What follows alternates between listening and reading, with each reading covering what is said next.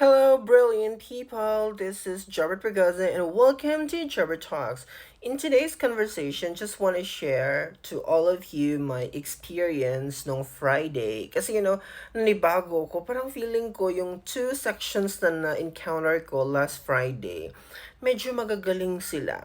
Maraming students talaga yung nakakapag-speak ng English properly. So, excited akong i-discover further yung mga estudyante ko this particular school year. So anyway, before I'm going to continue my storytelling to all of you, share ko lang na last time nag-order nga pala tayo ng mga damit online. Sa TikTok ito galing. Hindi ko pa siya na-open kasi, so ngayon ko siya i-open para makita din ninyo. Hala. Ayan. Okay. Ganda ng lalagyan, te. Okay siya. Labas ko yung isa. Malalaki to na damit, mga my dear, kasi yun na yung mga sinusuot ko talaga ngayon. Double XL. Yung mga damit ko, gano'n na talaga siya. Kasi gusto ko yung maluwag. Ayan. No? So far, okay siya. I like the tela. Okay siya. Tignan nyo, very cute yung design. Ayan. Tapos yung iba dito, same lang na, magkapareha lang to, kaya ito, di ko na ito bubuksan. Tatlo kasi itong in-order ko. Dito masyadong mahal, mga my dear. Mas madali lang din dito sa 7-Eleven mo lang siya kukunin. Yung address, ilalagay mo lang doon. Tapos, yun na. Ito naman, orange naman siya. Ayan. Okay, so far, yung una kong binuksan is okay yung kaniyang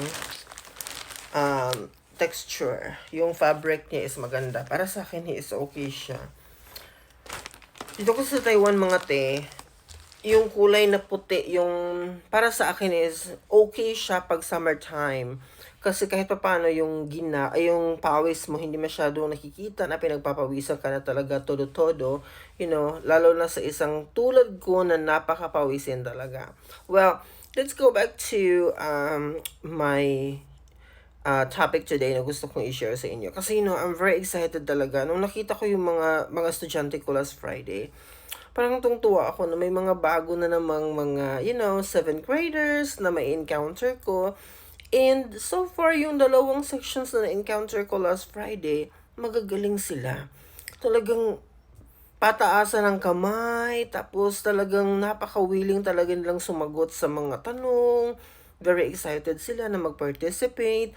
Nung inintroduce ko sa kanila yung mga classroom rules ko, yung kailangan nilang gawin, very excited sila. So hopefully, hindi magbago. I-try natin maging consistent ngayon kasi ito yung problem din here. Kapag hindi ka kasi consistent towards the end, lalo na sa second semester, nagbabago yung timpla ng mga estudyante dito. Kaya dapat maging firm ka doon sa binitawan mong standard sa kanila para mas lalo silang, madisiplina kung ano yung dapat nilang gawin. But so far, excited ako to explore more. And sa ngayong school year na ito, dumami yung estudyante namin.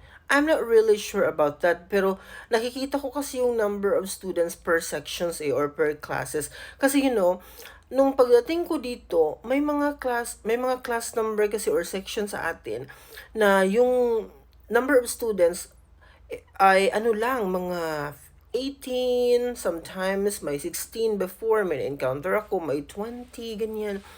Ngayon, tag 25, 26, 24, may 27, 28, ganun. Tapos, nadagdagan ng isang section. Naging 17 na sila ngayon, 7th graders.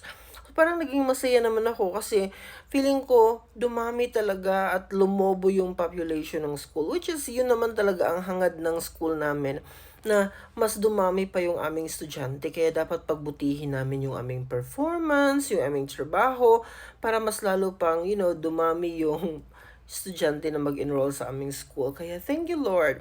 So, nararamdaman ko yung yung school year na ito na marami yung magagaling kasi last year marami talaga ang magagaling. Last school year na inatinan ko, marami talaga yung magagaling. So, I believe sa school year na ito, panibagong pagsubok na naman, panibagong challenge na naman ito sa atin para ipamalas kung ano yung, kakayanan natin sa pagtuturo.